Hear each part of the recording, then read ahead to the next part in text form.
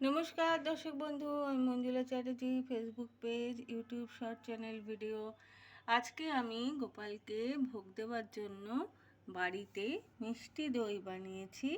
চাইলে আপনারাও এরকম বাড়িতে মিষ্টি দই বানিয়ে এই ছোট্ট গোপালকে ভোগ লাগাতে পারেন।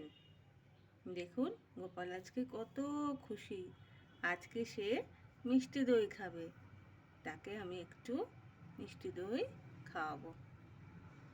এই তো গোপাল, খেয়ে নাও। দেখুন,